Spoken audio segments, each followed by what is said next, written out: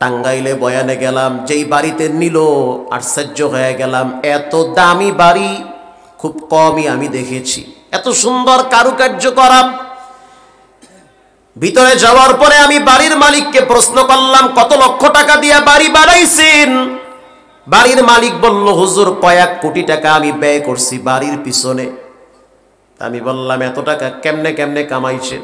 হুজুর আমি একজন কাঁচা তরকারি বিক্রেতা, কাঁচা তরকারি বিক্রি কইরা সংসার চালাই।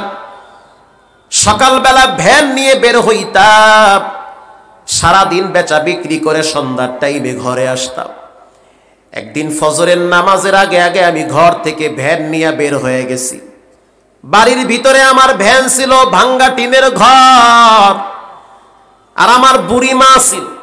আমার মা প্রায় সময় দোয়া করতো, আল্লাহ আমার সন্তানটারে কয়দিন আর ভাঙ্গা টিনের ঘরে রাখবা, একটা বিল্ডিং ঘরের ব্যবস্থা করে দাও, যেখানে এই শেষ বয়সে আমি বাচ্চা কাচ্চা নিয়ে আরামে থাকতে পারি। হুজুর আমি গোপন কথা দুনিয়ার কারো কাছে বলি নাই, আজকে আপনার কাছে শেয়ার করতেছি। আল্লাহ মানুষকে কোনো না কোনো উসিলায় অনেক বড় বানায় দেয়, কথা ঠিক না ঠিক? কোনো না কোনো উসিলায়, কোনো এক কারণে বাহানা খুঁজে আল্লাহ তারা দামি বানায় দেয়। তিনি আমাকে বলল, হুজুর আমার এই 3 হাত কপাল, 3 বিঘাস্তুর কপাল আল্লাহ খুইলা দিছে। 3 ইঞ্চির কপাল আল্লাহ পাক কেমনে খুললো রে ভাই? বলে সকালবেলা ভ্যান লইয়া বের হয়েছি, কিছু দূর যাওয়ার পরে আমি মসজিদে নামাজ আদায় করলাম। প্রচন্ড শীত, কুয়াশা, কিচ্ছু দেখা যায় না। কিছু দূর যাওয়ার পরে আমি দেখলাম একজন বৃদ্ধা মহিলা লাঠিতে ভর দিয়ে দাঁড়িয়ে আছে, পাগল টাইপের মহিলা। আমি এতবার কিরিং কিরিং আওয়াজ দিলাম, তারপরও দেখতেছি বুড়ি মানুষ, লড়তে কষ্ট হয়। তো যখন আওয়াজ পাইল মনে করলো হয়তো কুয়াশায় কিছুই ভ্যানওয়ালা দেখে না, আমার গায়ের উপরে হয়তো উঠায় দিবে। এজন্য মহিলা দ্রুত রাস্তার সাইডে কাইট হইতে গিয়ে আস্তে করে মাটিতে পড়ে গেছে। আমি ভ্যানটা রাইখা মহিলাটাকে ধরে আমি দাঁড় করাইয়া রাখলাম। এরপরে বললাম, আম্মা জান মনে কষ্ট নিবেন না, আমি আপনাকে দেখি নাই, আর আপনার শরীরের সাথেও তো আমার ভ্যানের চাকা লাগে নাই, একটু আওয়াজ দিছি হয়তো আপনি ভয়েতে রাস্তার সাইড হইতে গিয়া পইরা গেছেন। মহিলা বলতে আছে, ও বাবা প্রচন্ড ক্ষুধায় 2 দিন পর্যন্ত ভুগতেছি, অনেক মানুষের কাছে হাত পাচ্ছি, কেউ দেয় না, দূর দূর করে তারা দেয়। যদি তোমার মনটা চায় আমাকে একটা রুটি কেনার টাকা দিও, পেটে বড় ক্ষুধা লাগছে। হুজুর আমার পকেটে তখন মাত্র 10 টাকা ছিল, 2 টাকা দিয়ে রুটি পাওয়া যাইতো 2টা। আমি আর দেরি করি নাই, পুরা 10টা টাকাই তার হাতের ভিতরে গুচায়া দিছি। আর ওই দিন সকালবেলার নাস্তা আমি খাই নাই।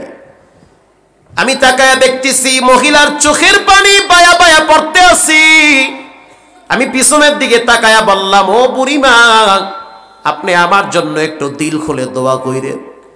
আমি দেখলাম মহিলাটা ওই কুয়াশার ভিতরে, ঠান্ডার ভিতরে 10টা টাকা পায়া 2টা হাত উপরের দিকে তুলে দিয়েছে, আর বলতে আছে, আল্লাহ এখনো পর্যন্ত সকালের সূর্য উঠে নাই, আমি একজন গরিব মানুষ, সন্তান নাই, স্বামী নাই, রাস্তায় রাস্তায় ঘুরি, মানুষ আমারে 2টা টাকাও দেয় নাই, কোন মায়ের সন্তান আমারে 10টা টাকা দিল?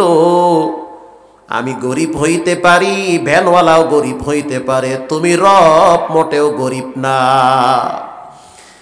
যে আমার পেটের ক্ষুধা নিবারণের জন্য 10টা টাকা দিল, তুমিও তার দিকে তাকাইয়া বরকতের হাত বাড়ায়া দিও। হুজুর আমি এরপর থেকে আমার সফলতা দিন দিন বেড়েই চলছে, কারণ বাজারে মাল দেই। ভ্যান রাইখে আমি পিকআপ ভাড়া করলাম, পিকআপ রাইখে আমি বড় ট্রাক নিলাম। প্রতিদিন আমার 10 থেকে 20 ট্রাক সবজি ঢাকা পকেটে ঢুকাই নাই।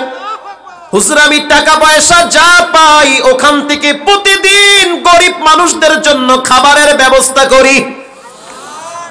আল্লাহ রাব্বুল আলামিনের এই আয়াতটার কথা আমার মনে পড়ে গেল। আল্লাহ কয়, ইন্নাল্লাযীনা ইয়াতলুনা কিতাবাল্লাহ, যারা নিশ্চয়ই কোরআন তেলাওয়াত করবে, নামাজ পড়বে, তিন নম্বরে যারা আল্লাহর রাস্তায় অল্প কিছু দান করবে, আল্লাহ কয় এদের মতো সফল মানুষ দুনিয়াতে আর কেউ নাই। সুবহানাল্লাহ বলেন।